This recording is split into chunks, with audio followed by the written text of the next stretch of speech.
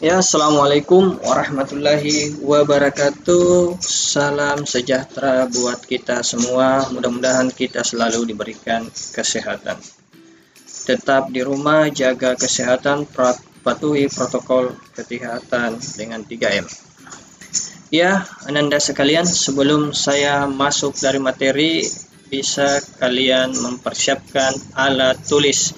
Jika dalam penjelasan Bapak ada yang kurang dimengerti, silahkan ditanyakan ke guru bahasa Indonesia Anda masing-masing yang ada di sekolah atau kepada saya setelah menonton video ini. Jika ada yang dianggap penting, silahkan dicatat di buku kalian masing-masing. Sebelum masuk ke materi negosiasi, tolong Ananda sekalian perhatikan baik-baik tujuan pembelajaran kita pada pertemuan kali ini.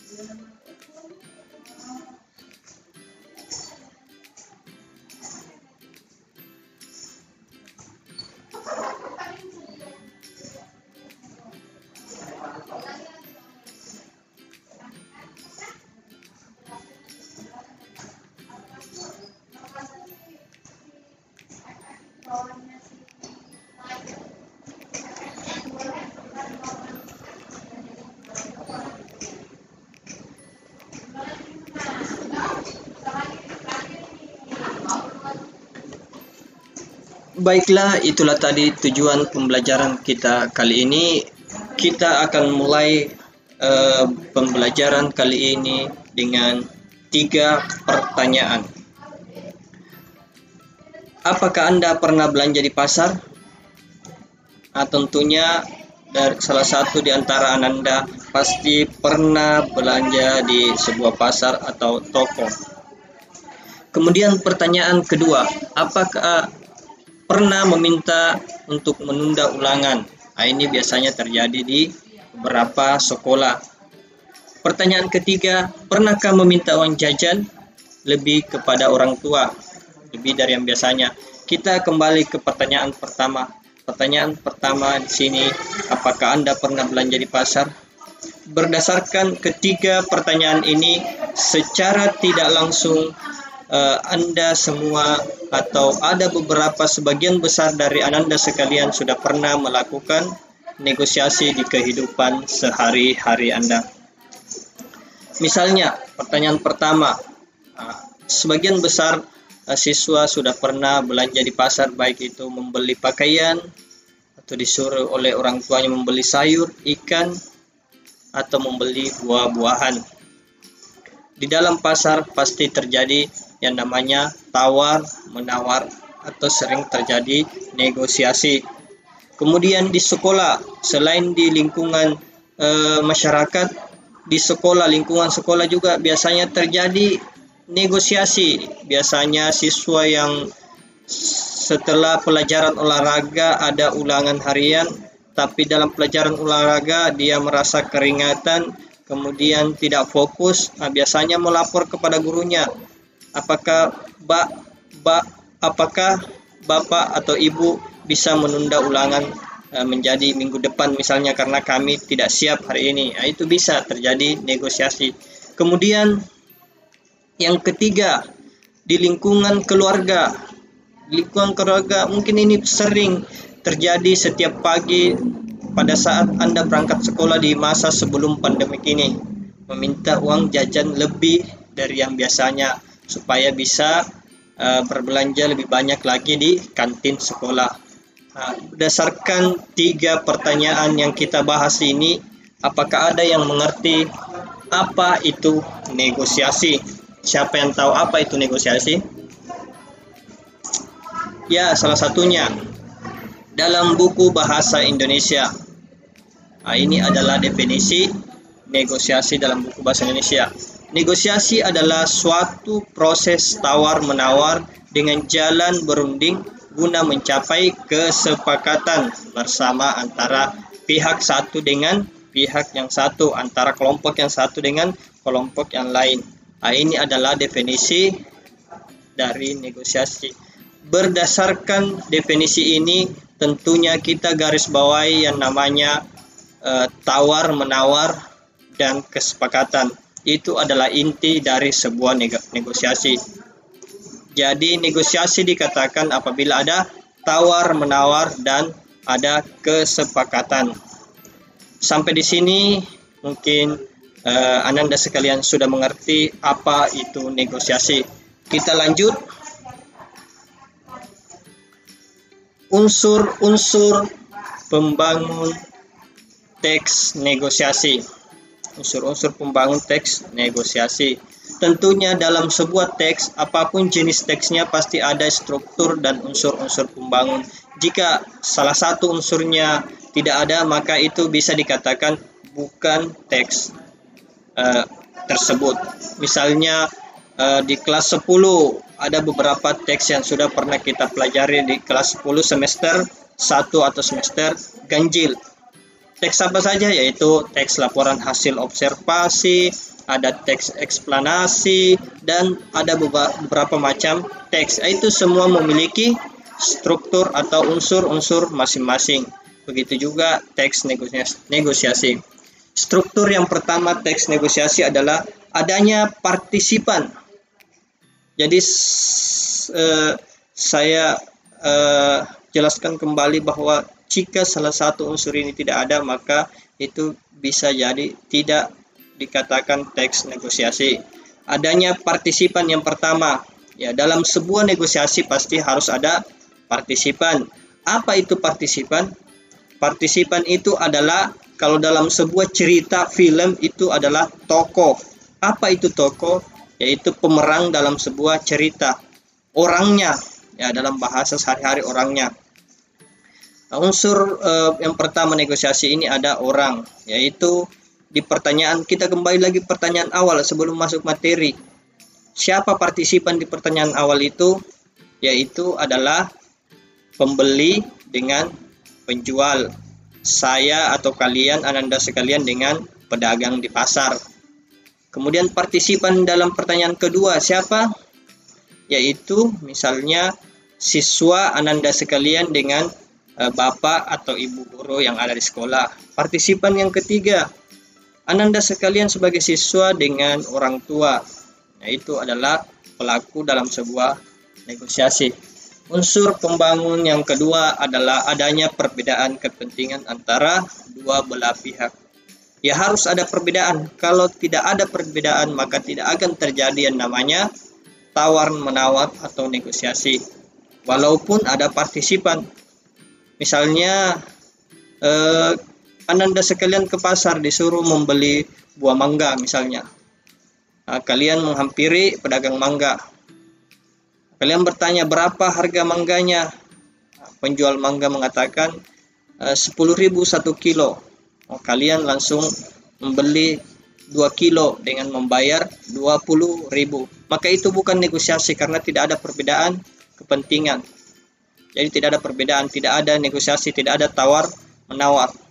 Jadi harus ada tawar-menawar, baru dikatakan negosiasi. Perbedaan kepentingan. Pembeli ingin menawar lebih murah, penjual ingin tidak mau barangnya dibeli murah karena mau dapat untung. Itu adalah perbedaan kepentingan. Kita lanjut.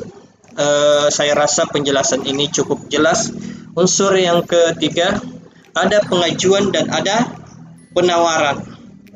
Ya, ini hampir sama dengan unsur yang kedua tadi. Ada pengajuan dan ada penawaran. Walaupun ada orang, ada juga perbedaan kepentingan, tapi tidak ada yang mengajukan, tidak ada yang menawarkan. Jadi tidak ada yang mengajukan, tidak ada yang menawarkan.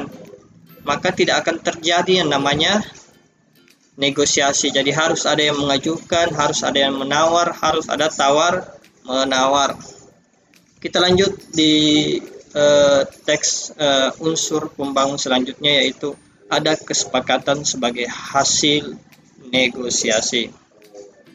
Jadi dalam sebuah teks negosiasi. Jika tidak ada kesepakatan, itu tidak akan dikatakan teks negosiasi, hanya dikatakan teks tawar-menawar. Jadi beda, kalau hanya tawar-menawar ya sebatas teks tawar-menawar jika tidak ada kesepakatan.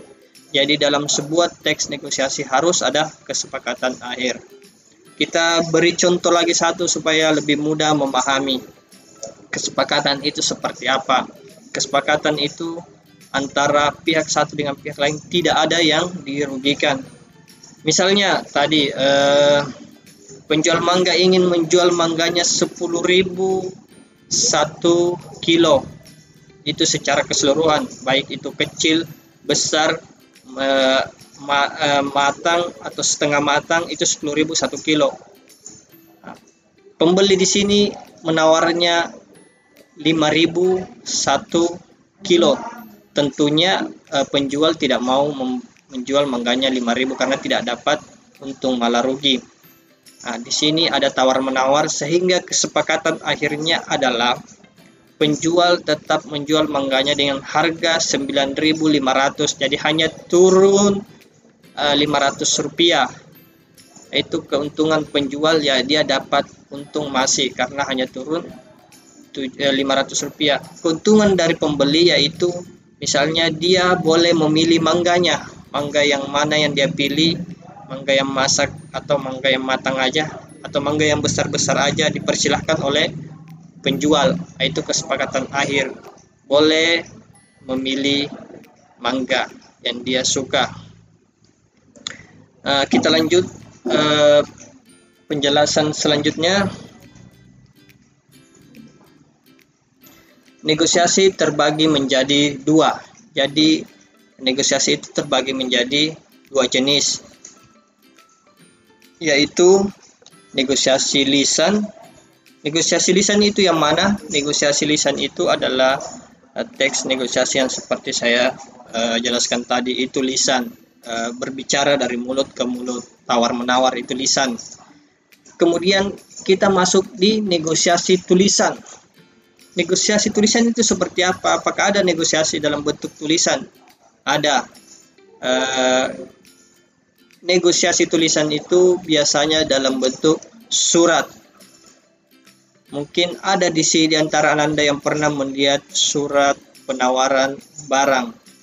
Jika kalian berada di toko-toko besar, perusahaan-perusahaan besar, itu cara negosiasinya harus mengajukan surat penawaran terlebih dahulu, atau surat niaga yang biasa disebut surat niaga. Apa itu surat penawaran? Ya, jadi surat penawaran atau surat niaga itu adalah surat yang digunakan dalam kegiatan perdagangan. Jadi dalam berdagang skala besar, bukan di pasar ya. Kalau di pasar menggunakan surat terlalu rumit, terlalu besar, terlalu repot. Dalam perdagangan skala besar, perusahaan atau produk-produk ingin mempromosikan produk-produk yang kita buat, maka itu harus menggunakan surat dagang atau surat niaga. Nah, itu. Jadi misalnya kalian mempunyai produk panci dari tali sayan, ada produk panci PT Panci Tali Sayan. Jadi Anda membuat panci sedemikian banyak. Caranya seperti apa memasarkan panci? Yaitu membuat surat penawaran barang ke toko-toko panci yang ada di beberapa kota. Misalnya paling dekat Tanjung Redep, kota Balikpapan, Samarinda, dan Jawa. Kalian membuat surat, menyebarkan surat itu, menawarkan produk. Maka pemilik toko akan membalas surat Anda. Biasanya di situ ada surat pemesanan barang atau surat penawaran barang, menawar barang Ananda sekalian, atau pemesanan. Misalnya isinya, saya akan memesan panci tali sayan sejumlah berapa misalnya. Itu adalah surat penawaran. Ada contoh surat penawaran seperti ini, contoh dari surat penawaran. Silahkan dilihat, dipahami. Contoh surat penawaran. Kami dari PT ini terus menawarkan jasa ini ya, jasa menjadi distributor produk-produk kami berupa ini adalah produk interior, tirai, karpet, pelapis dinding, dan lain-lain. Ini dia contoh surat penawaran. Dia menawarkan ke sebuah toko-toko yang ada di kota. Ini adalah salah satu contoh negosiasi tulisan, ya, dipahami, diingat. Nah, ini adalah contoh negosiasi lisan. Tadi tulisan, ini lisan. Misalnya tadi Anda disuruh ke pasar membeli buah. Ada di sini contoh. Pembeli, berapa harga sekilo mangganya ini, Bang? Penjual, 30.000, Bu, murah. Pembeli, bolehkah kurang, Bang? Penjual, belum boleh, Bu, barangnya bagus loh, Bu, ini bukan karbitan, matang pohon. Pembeli, iya, Bang, tapi harganya boleh kurang kan? Kan ini lagi musim, Bang. 20.000 aja, Bu. 20.000 saja. Penjual, boleh, Bu. 28.000 ya, Bu. Biar kami dapat untung, Bu. Pembeli, baiklah, tapi saya boleh milih sendiri kan, Bang?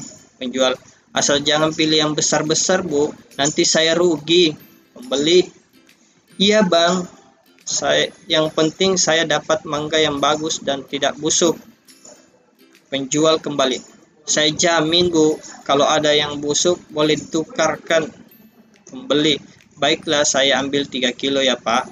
Akhirnya penjual mempersilahkan pembeli untuk memilih dan menimbang sendiri mangganya. Di sini ada tawar-menawar antara penjual dan pembeli. Jadi kini sudah jelas ini adalah teks negosiasi lisan. Kenapa? Karena di bagian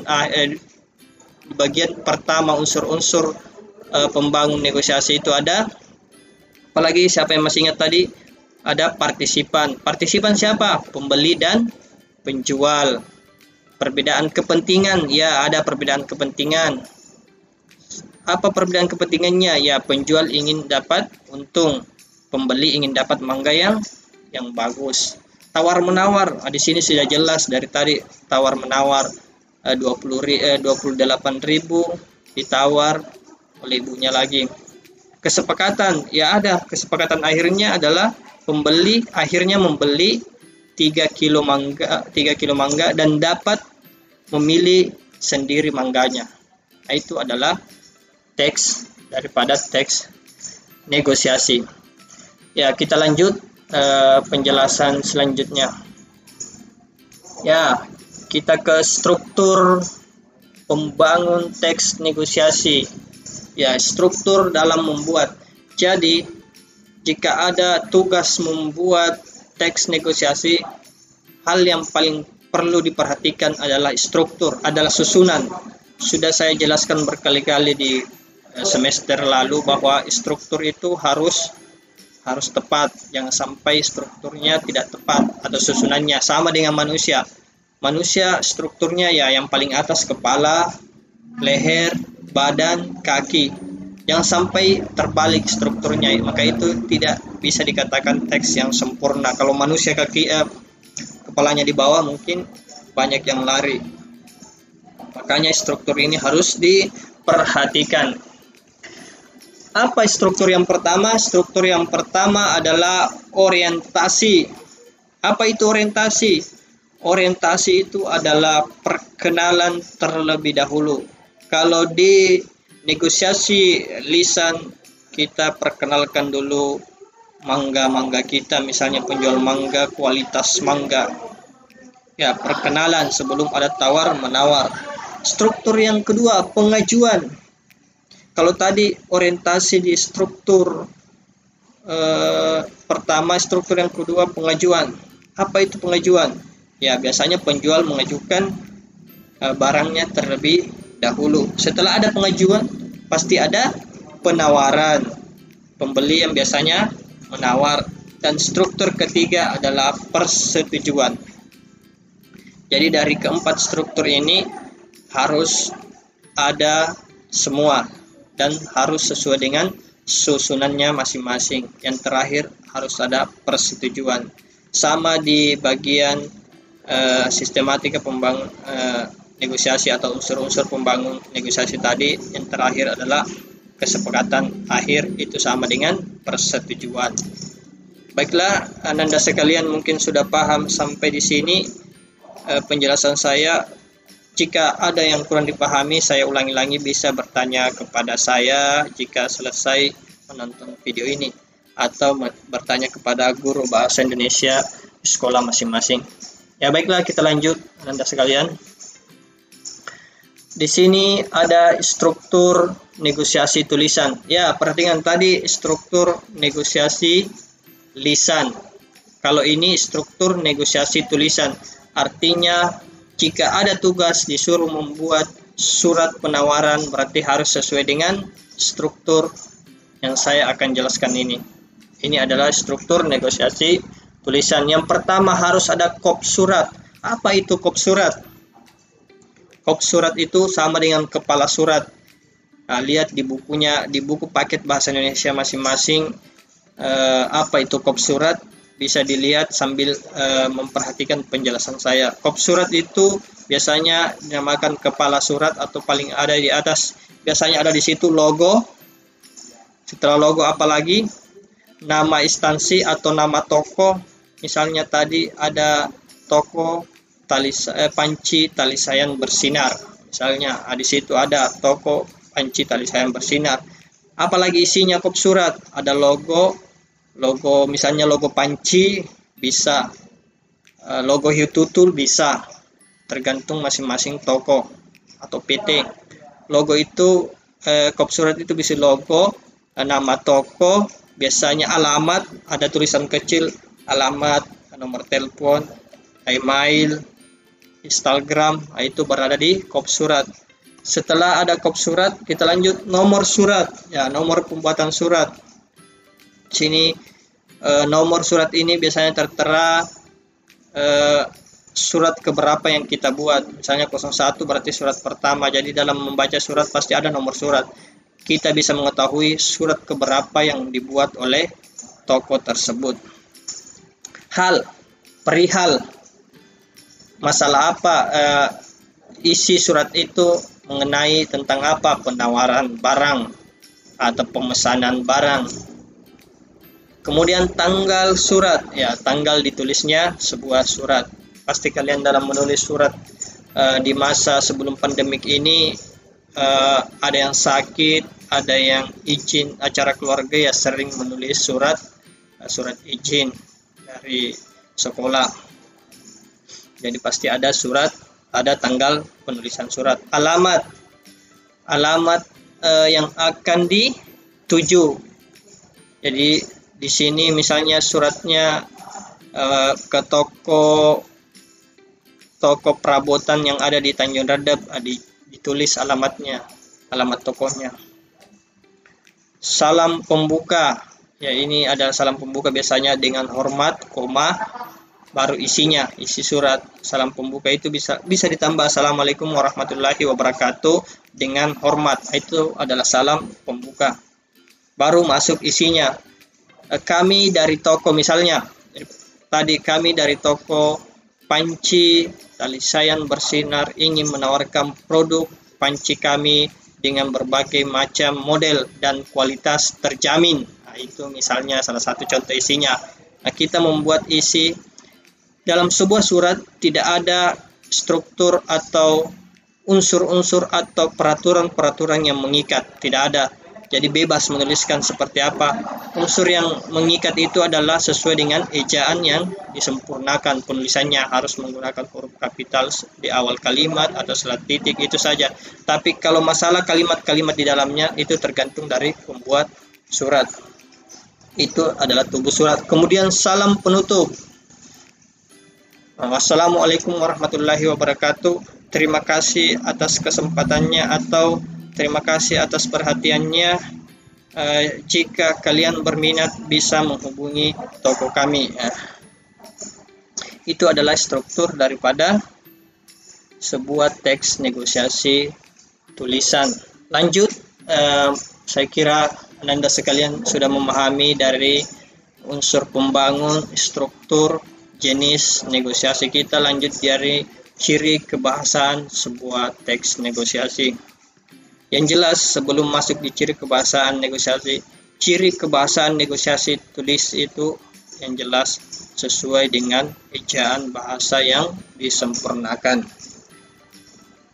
Ciri kebahasaan teks negosiasi lisan, menggunakan bahasa yang santun, ya. Menggunakan bahasa yang santun. Dalam sebuah dialog negosiasi atau tawar-menawar, kita diwajibkan menggunakan bahasa yang santun. Contoh penggalan katanya yaitu tolong, silahkan, cobalah, maaf, dan bolehkah. Kemudian kebahasaan yang kedua, terdapat ungkapan kalimat persuasif. Mohon maaf, ini bahasa Inggris karena otomatis laptopnya. Jadi di sini persuasif tidak pakai V, tidak pakai persuasif, biasa saja kalau dalam bahasa Indonesia. Apa itu persuasif? Persuasif itu adalah ajakan. Kata persuasif ini, kalau kalian ingin mengenal lebih banyak, kata persuasif itu ada di teks pidato misalnya. Nah, itu kalimat-kalimat persuasif, ajakan. Kalau pidato misalnya sebelum masa pandemik, kepala sekolah berpidato pada hari Senin, upacara pada hari Senin biasanya banyak menggunakan kata persuasif. Contohnya, marilah kita anak-anakku sekalian menjaga kebersihan sekolah agar sekolah kita terlihat lebih nyaman. Itu adalah persuasif. Marilah kita, itu ajakan, bukan perintah. Jadi bedakan, persuasif itu bukan kata perintah, ajakan. Contohnya, ayah doakan saja biar aku lulus masuk perguruan tinggi negeri. Itu adalah ajakan, mengajak ayahnya mendoakan, bukan memerintah. Itu adalah persuasif. Jadi dipahami persuasif. Kebahasaan selanjutnya adalah berisi pasangan tuturan. Ya, berisi pasangan tuturan dalam sebuah kalimat. Contoh penggalan katanya itu mengucapkan salam, ya, membalas salam. Ya, kalau ada pengucapan salam yaitu membalas salam. Selanjutnya, ciri kebahasaan selanjutnya adalah menggunakan pronominal. Pronominal itu adalah kata ganti. Misalnya kata ganti orang pertama, tunggal, saya. Kata ganti orang pertama, jamak, kami. Kata ganti orang ketiga, Anda. Itu adalah pronominal, kata ganti. Selanjutnya mungkin tidak terlihat di layar kaca kalian karena terhalang. Ciri kebahasaan yang terakhir itu menggunakan kalimat langsung ditandai dengan tanda petik 2. Ya, menggunakan kalimat langsung. Seperti contoh tadi di penjual mangga dan pembeli ada tanda petik 2, itu berarti kalimat langsung tanpa perantara. Demikianlah materi pada pertemuan kali ini, pada video kali ini. Mudah-mudahan bermanfaat bagi kalian dan kalian bisa merealisasikannya kembali di masa yang akan datang. Saya rasa penjelasan ini bisa kalian pahami dengan baik. Saya ulangi lagi, jika ada yang kurang dipahami bisa bertanya kepada saya atau guru bahasa Indonesia kalian masing-masing. Tetap jaga kesehatan, tetap di rumah, olahraga, menjaga 3M, dan jangan lupa makan makanan yang bergizi. Assalamualaikum warahmatullahi wabarakatuh. Salam sejahtera buat kita semua.